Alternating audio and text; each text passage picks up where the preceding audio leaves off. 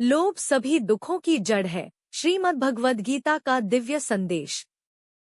ओम श्री कृष्णाय नमः। नमस्कार मित्रों, भगवान श्री कृष्ण गीता में बताते हैं कि लोभ मनुष्य के पतन का एक बड़ा कारण है। जितना अधिक लोभ बढ़ता है, उतना ही मन अशांत होता जाता है। लोभ कभी संतुष्ट नहीं होता, वह हमेशा और अधिक पाने की इच्छा जगाता रहता है।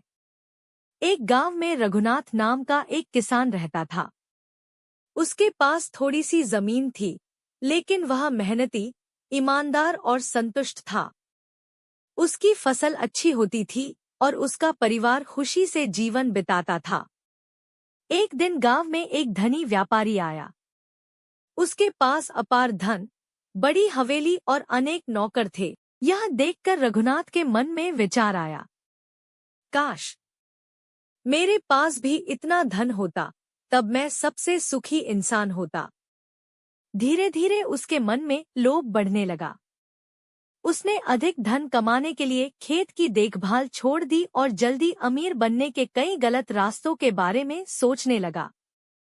कुछ समय बाद उसने अपनी सारी बचत एक जोखिम भरे व्यापार में लगा दी।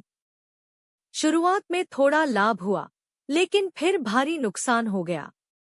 उसकी जमा पूंजी भी चली गई और खेत भी बिक गया।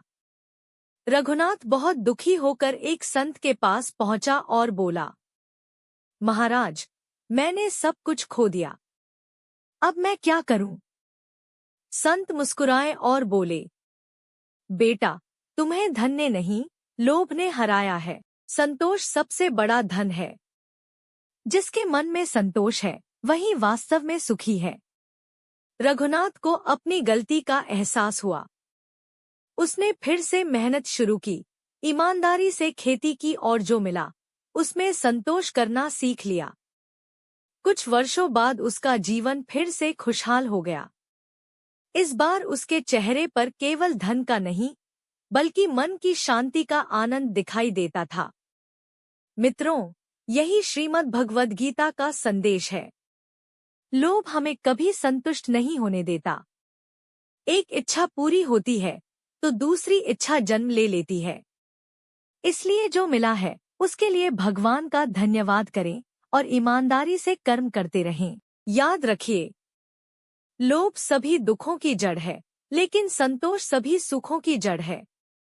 आइए, आज हम संकल्प लें कि हम लोभ नहीं, बल्कि संतोष, मेहनत और भगवान पर विश्वास का मार्ग अपनाएंगे।